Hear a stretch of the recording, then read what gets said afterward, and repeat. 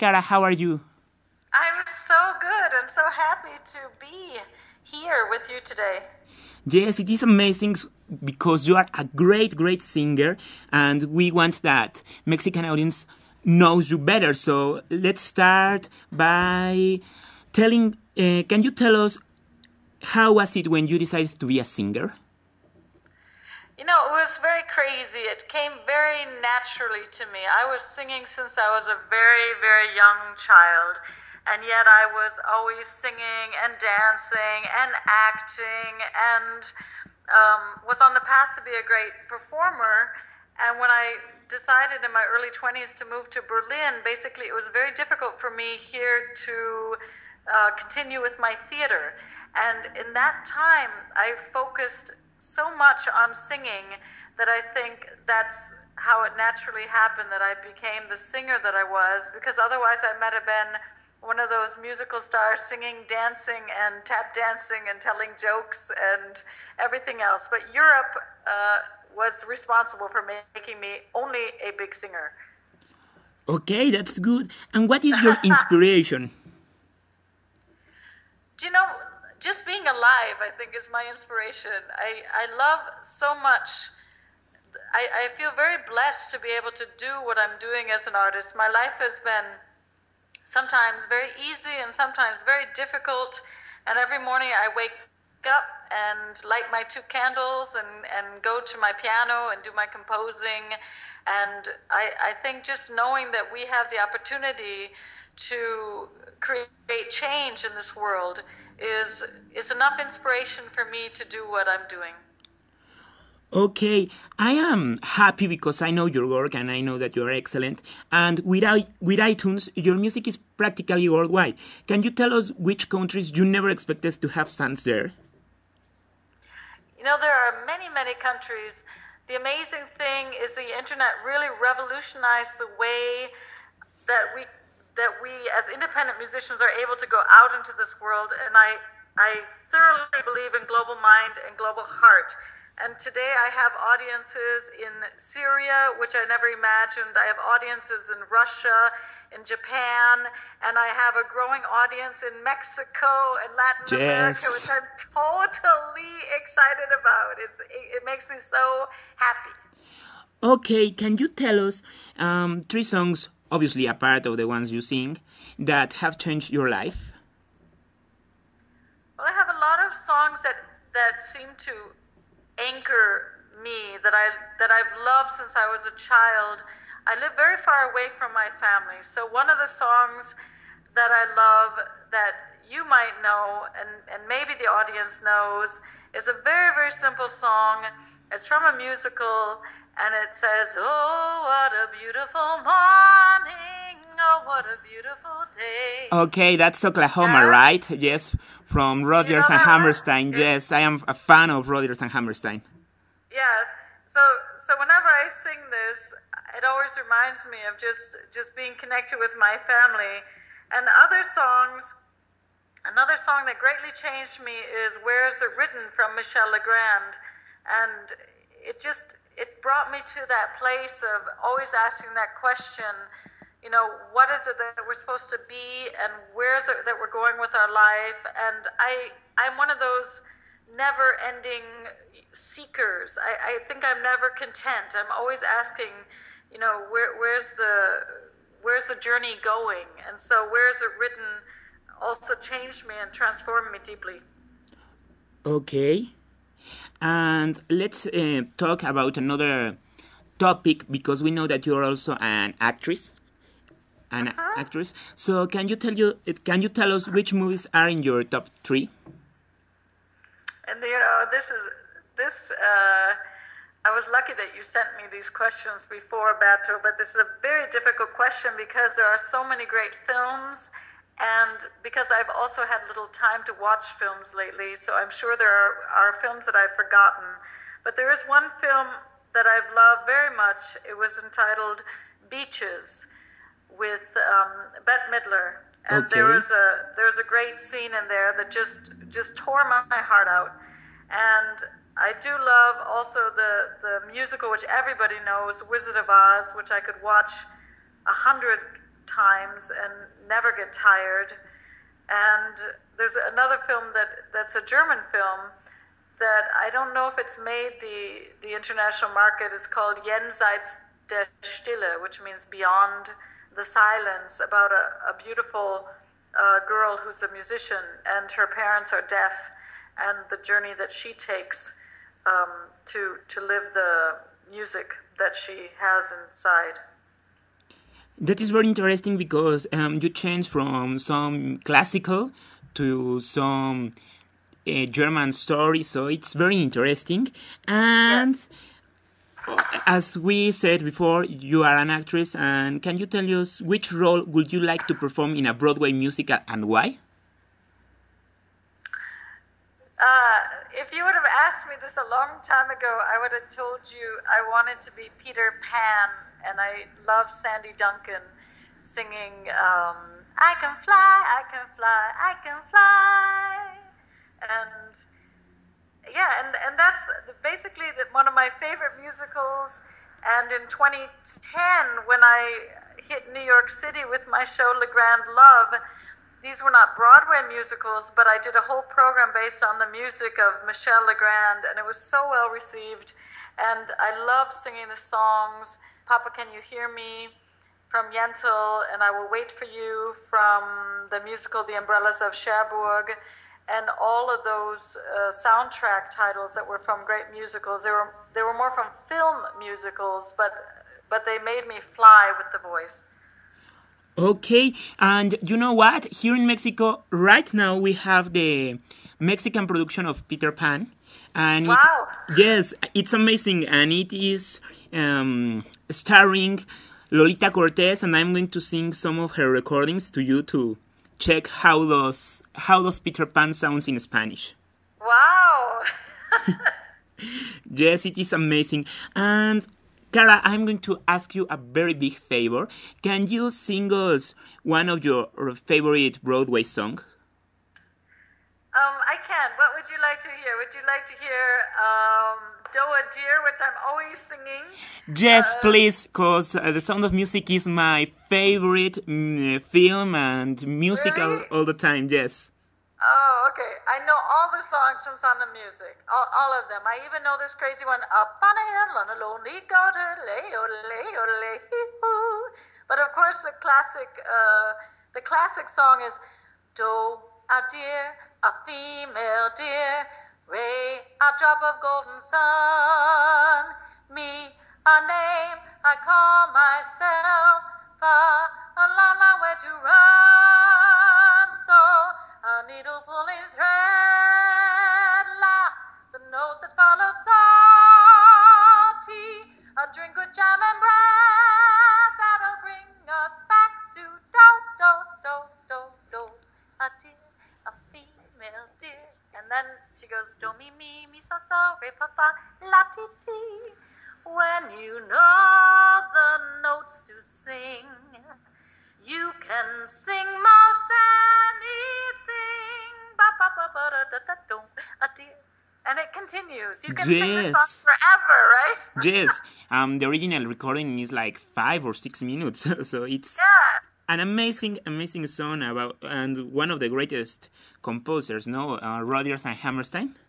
Yeah, an amazing composer. And I grew up with that musical. At that time, there were no DVDs and YouTubes and Google, so we waited almost 12 months every year to see that musical when we were children, and it was very powerful. And one of my other favorite songs from that musical is, of course, My Favorite Things and Edelweiss, which very few people know.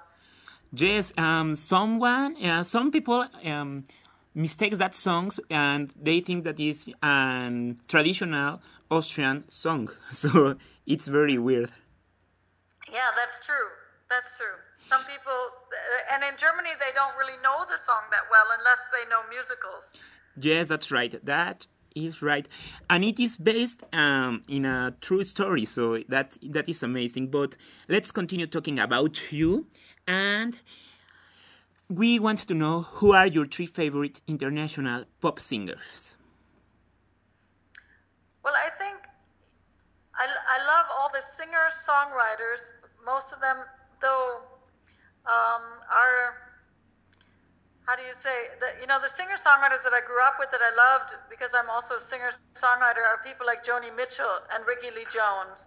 But if I had to choose the big international pop stars, I would choose the people that have the huge voices that have inspired me to really grow as a singer. And those people, of course, are Barbra Streisand, who's had a great influence on me. I have an amazing respect for her work that she's done, not only as a singer, but as a producer, as a director, lyricist, as an actress. Celine Dion, I think in a world that's struggling with singers trying to understand vocal technique, and many of them having difficulties, we have many famous singers in the moment canceling tours because of problems with their throat. Celine Dion has a technique that's grand, and also I've heard from friends in Vegas her newest show is just out of this world. So I'd like to go see that when I'm in Vegas this year. And Beyonce is she really, I haven't had so much time to know all her material, but I did listen to her in New York. I watched the musical film Dreamgirls. Yes. And she sang the song Listen. Yes, it's an amazing song. That's an amazing song, and she's a fantastic singer. And I guess those would be my top three, would be Streisand, Dion, and Beyonce. Okay, that's good to know, because here in Mexico they are very famous also, and people love them because they sing amazing. And you talked to us about Las Vegas, and we know that last year you were in United States, and we want to know, how was your reception in the United States? It was great. The year before, I was performing in New York, and I had really stellar reviews for a show I was doing there. And last year, I premiered my Unplugged concerts in San Francisco. So I was in Los Angeles and Las Vegas, and then flew into San Francisco, and the people loved my work, and it felt very, very good to be back home and be performing back in my country. I am an American. I grew up in America, and now I'm based in Europe, and it just felt really, really comfortable to be with an audience that also who speaks English. So that was wonderful. I enjoyed it, and I hope to be back there soon. Well, we hope that you, not only in United States, so that you also can come to Mexico, because it will be amazing to reach the Mexican audience, no? Yes, I would love to. And look, if I'm already in California, then you are so close. Yes, we are very, very close to United States.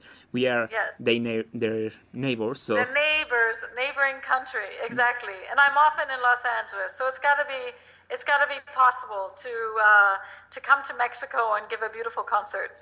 Yes, that will be amazing.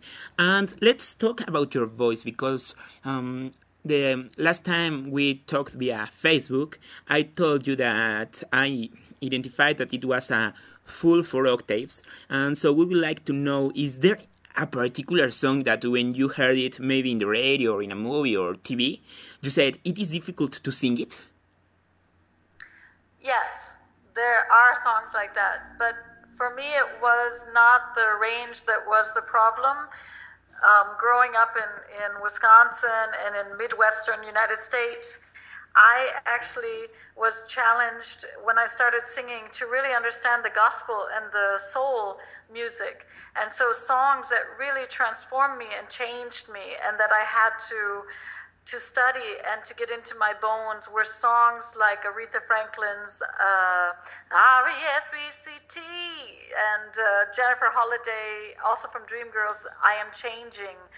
They were numbers that when I sang them, I had to really open myself differently as a singer and pull the tones up, and I had to learn to growl like a big lion. I had to learn to roar, and I had to learn to whisper, and I had to learn to relax and to get away from the technique and get more into the deep, deep emotions that soul singers are very famous for. So they challenged me. Yeah. Yes, you were talking about Jennifer Holiday's I Am Changing. Can you sing a little line of that song? I can try to remember it. Okay, I can try. I haven't sung it for a while, but she says at the beginning, "Look at me, look at me. I am changing, trying everything I can. I am changing, and I'll be better than I am. I'm trying to find a way to understand. But I need you, I need you, I need a hand. How's that, Beto? Wow, that was amazing. I will say, Jennifer Hudson, watch out because Kara is coming with all. She says in the end, this was the part that was hard with this. All my life I was a fool. You know, this when she goes into this kind of screaming. Yes. Yeah, that was the stuff that I had to really work on as a singer. But now I got it. So now I got the lion and the growls and the whispering and the 4 octaves. So I'm ready for Mexico. Well, that's amazing, and your songs always give a message, and your fans also have their own stories with them. So can you tell us a few? I can. It's true that my songs have a message. I have a beautiful song called Different Planes. I'm not sure if you know that. It was on my Past Cross album. And Different Planes I wrote on the very last moments where I saw my grandmother, and I knew that she was getting older, and I was living in Europe and she was in the United States, and I would never see her again. And I was sitting in the car and realized that there's a beautiful line from that song, I know with every painful goodbye I'm coming closer to God. And I think this song also just taught me that this odd reality that when I'm waking up in Berlin on a Monday morning, that my brother, for example, in Los Angeles, he is not even finished with my yesterday, so he's still in Sunday. And it taught me that when the rich bankers maybe are drinking champagne, we have other people in this world that are in war zones. And it teaches us that when babies are being born, that other people are passing and are transitioning back to heaven. And that's a song, Different Planes of Different Times. And every single song that I write seems to have that message. Also, you know very well the newest single, Love Never Fails, which has amazing. And which has a crazy. I'm not sure how much time we have, Beto. Should I speak faster, or should I? Do we still have time? No, we have time. We have time. Oh yeah, good. Okay. So like Love Never Fails, it's a story between Vegas, Morocco, Rome, and I received universal prayer. Love is kind. The 1 Corinthians from a friend of mine.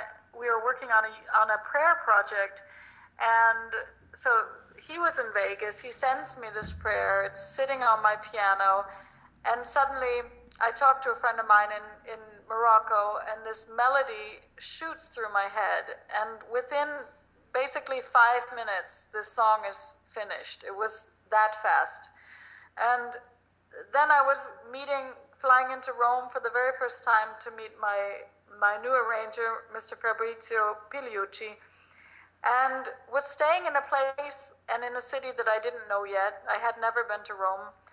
And suddenly I needed to go to studio, and I asked the host, so how do I get out to studio, which is in Ostia?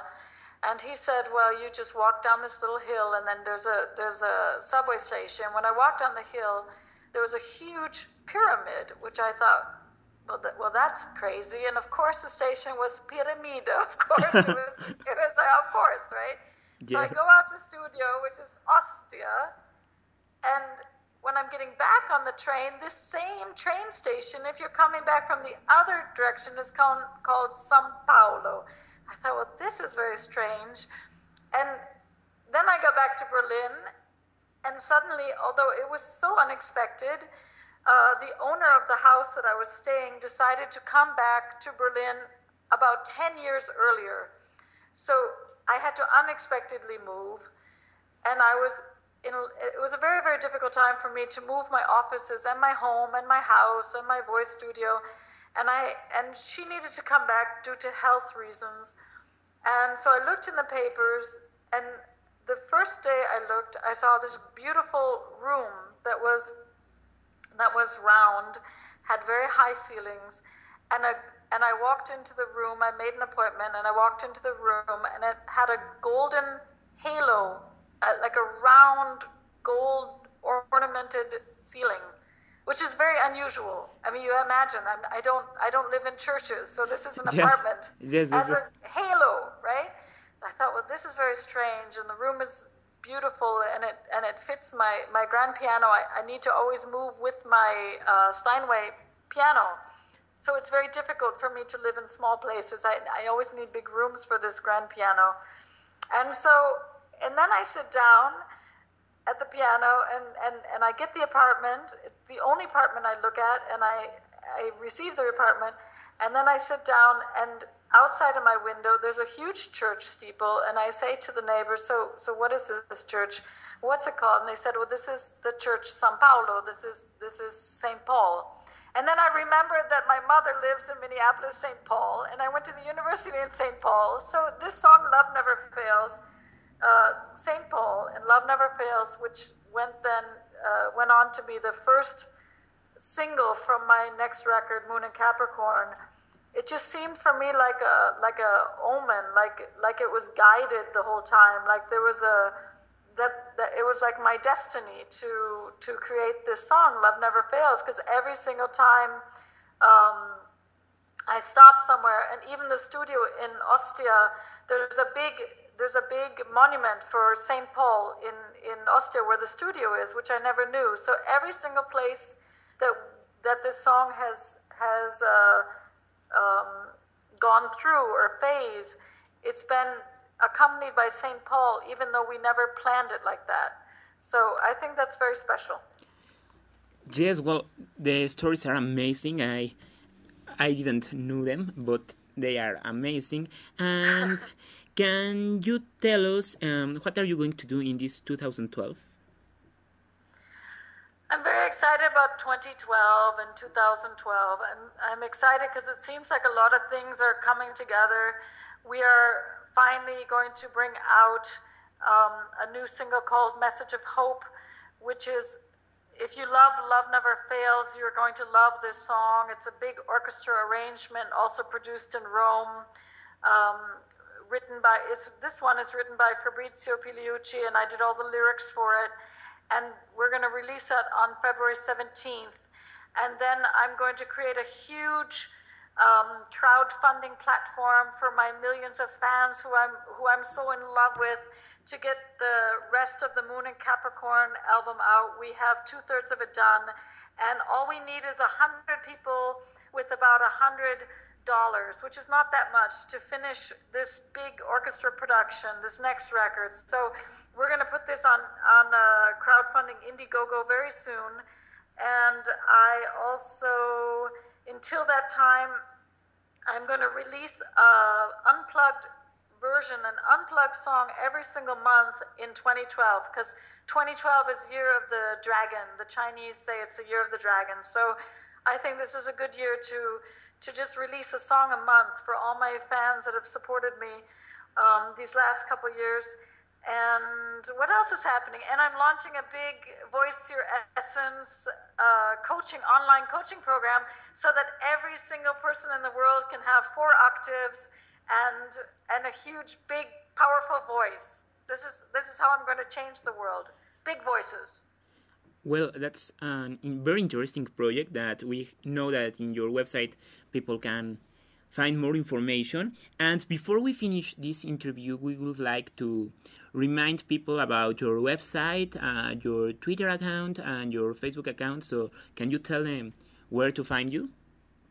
Yeah, you can go to my website. It's www.karajohnstad.com. That's KaraJohnstad,